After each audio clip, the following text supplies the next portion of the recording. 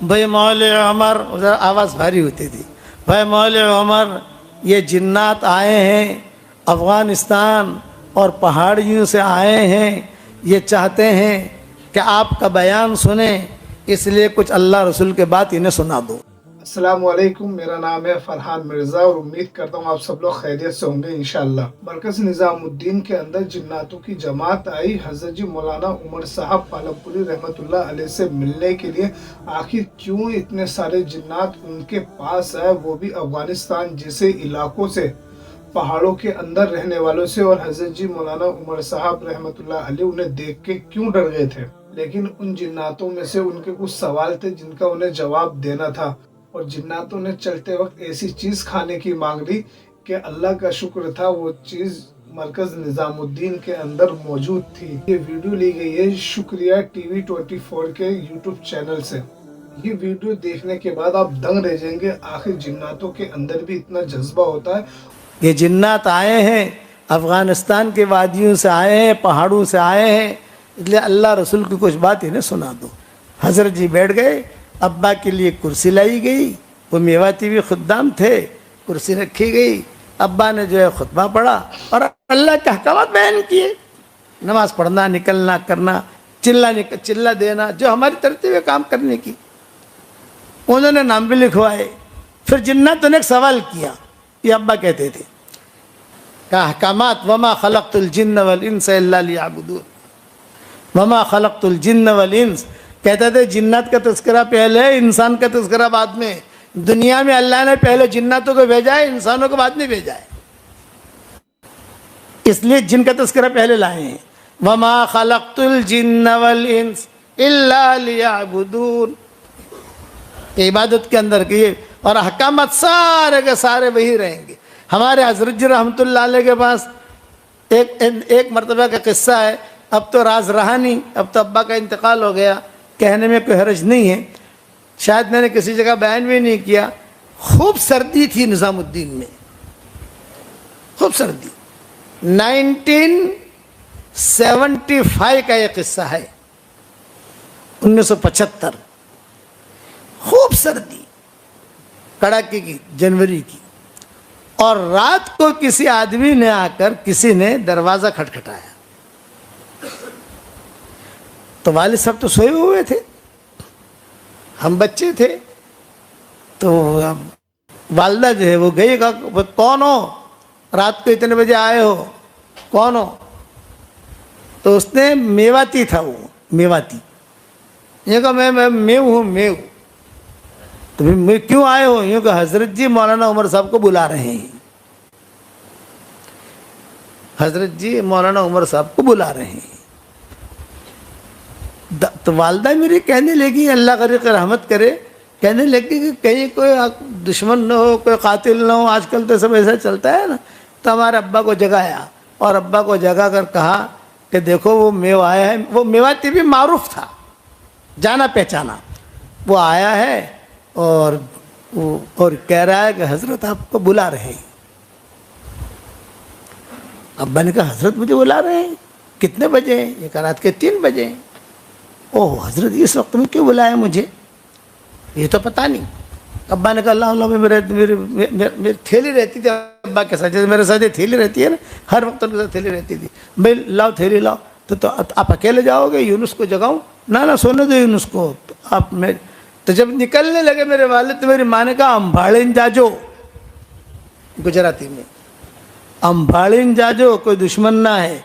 बड़े कहता है कि हज़रत जी बोला वसन तो मारी नोखे मार जी,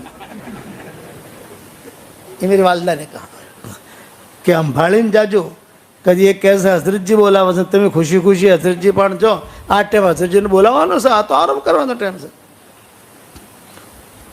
तो मेरे वालिद साहब रहमतुल्लाह अलैह के दिल में हज़रत जी की बहुत मोहब्बत होती थी, बहुत कदर करते थे हज़रत जी की। हज़रत जी ने हाँ कह दिया तो हाँ, हज़रत ने ना कह दिया तो ना, ये उनकी ज़िंदगी थी।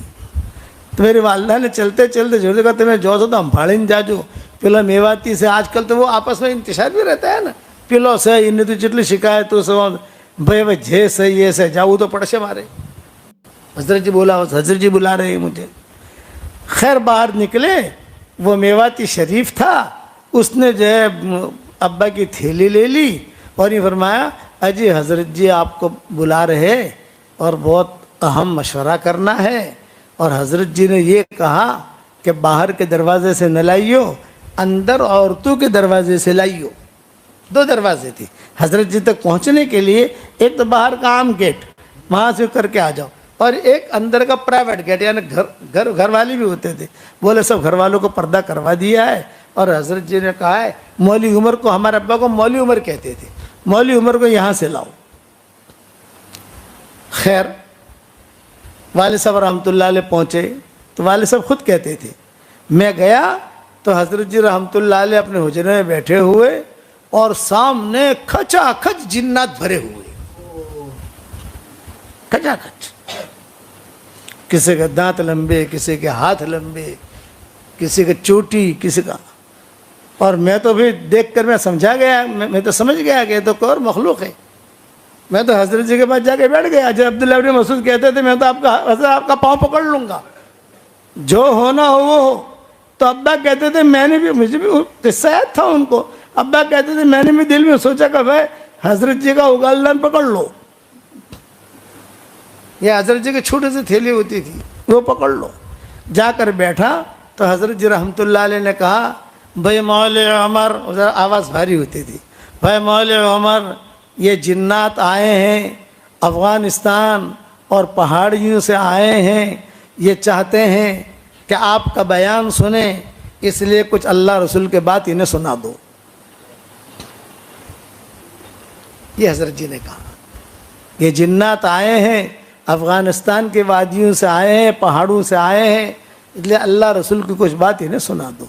हज़रत जी बैठ गए, अब्बा के लिए कुर्सी लाई गई, वो मेवाती भी खुद्दाम थे, कुर्सी रखी गई, अब्बा ने जो है खुतबा पढ़ा और अल्लाह के अहकाम बयान किए, नमाज़ पढ़ना, निकलना, करना, चिल्ला देना, जो हमारी तरतीब है काम करने की। उन्होंने नाम भी लिखवाए। फिर जिन्नात ने एक सवाल किया, ये अब्बा कहते थे कि हज़रत हम तबलीग का काम तो करते हैं लेकिन गश्त नहीं कर सकते। वो क्यों नहीं कर सकते गश्त? यूँ का गश्त करने जाते हैं तो कोई अमेरिका भाग जाता है, कोई रशिया भाग जाता है, कोई चाइना भाग जाता है, अब कहाँ कहाँ ढूंढ लो उन लोगों को। तो हज़रत ने कहा जितना हो सके उतनी दावत दो, नमाजी बनाओ, उनको नमाजी बनाओ। अब ये हो गया तो फिर हज़रत ने दुआ कराई। फिर हज़रत ने कहा कि भाई बस अब जो है आप लोग जाओ, लेकिन अब मत आना यहाँ इस तरीके से, आज तो हम थे यहाँ, मैं भी था, मौली उमर भी थे, तुम्हारे सामने बयान हो गया, सब कुछ हो गया, लेकिन अपने अपने इलाक़े में काम करो। एक जिन्नात ने कहा कि हज़रत कुछ खाना वाना तो खिलाओ। समझ गए मैं, खाना वाना तो खिलाओ। हज़रत जी ने कहा भाई इन्हें क्या खिलाऊं, तुम्हें क्या पसंद है? उन्होंने कहा मुझे केले बहुत पसंद है, केले। इत्तेफाक था केरला में हमारे हाजी अब्दुल सत्तार हैं, अभी भी जिंदा है वो, अब्दुल सत्तार सेठ केरला में, और दूसरे कमाल सेठ, ये भी केरला के। कमाल सेठ का तो इंतकाल हो गया और ये हाजी अब्दुल सत्तार जिंदा है, हमारे ख़ास मेज़बान हैं। हम जब जाते हैं वही हमारी खिदमत में, उनके बच्चे सारे फैमिली रहती है। उन्होंने सारे मरकज़ वालों के लिए केरला के छोटे छोटे केले भेजे थे हदिया। हज़रत को याद आ गया, अरे हाँ आज तो जो है बहुत टोकरियाँ आई हैं केरला से केलों की, अरे भाई भेजो अब्बा। अंदर घर में कहा भाई भेजो केले भेजो, आज केरला से केले आए हुए भेजो। तो अब्बा कहते थे कि मैं बैठा हुआ, वो केले आए तो उन्होंने छिलको समेत खाए, छिलको समेत। अच्छा, अब जाते हुए मुसाफा, समझ गए ना भाई? अरे बताओ तो सही, समझ रहे नहीं समझ रहे? हज़रत जी ने तो मुसाफा किया। अब अब्बा कहते थे मुझसे, मैं कहा हज़रत काफ़ी है, हज़रत काफ़ी, हज़रत काफ़ी है, हज़रत काफ़ी है। ये अब्बा ने खुद ने अपनी ज़ुबानी मुझे किस्सा सुनाया, लेकिन चूँकि अब तो दावत और तबलीग के हालात भी बदल गए, सब रुख भी बदल गया, सब साथी भी जो अपने अपने तरीक़े से काम करने लगे माशाअल्लाह। अल्लाह दावत के काम की हिफाजत करे। अब ये बहुत पुराना 1975 का ये किस्सा। अच्छा, इस किस्म के किस्से मेरे साथ, ये तो अब्बा के साथ हुआ। मेरे साथ भी हुए हैं। ये थी मरकज निजामुद्दीन की जिन्नातों की कारगुजारी जो हमने अभी सुनी है। शुक्रिया TV24 यूट्यूब चैनल से ये वीडियो ली गई थी और हज़रत मौलाना यूनुस साहब पालमपुरी दावन बरकातुहुम ने कितने शानदार तरीके से अपने वालिद साहब का वो किस्सा नकल करा जो उनके वालिद साहब के बीच में रास्ता, लेकिन अब वो दुनिया में नहीं है। मौलाना उमर साहब पालमपुरी रहमतुल्लाह अलैह, तो उनके बाद उन्होंने इस किस्से को नकल करा है और बताया है। खैर, ये अल्लाह वालों की करामातें होती हैं। अल्लाह वालों से इस तरीके की मखलूक मिलने आती रहती है और उनसे बातचीत भी करती है। वीडियो आपको पसंद आई हो, वीडियो को लाइक करें, शेयर करें, चैनल को सब्सक्राइब करें।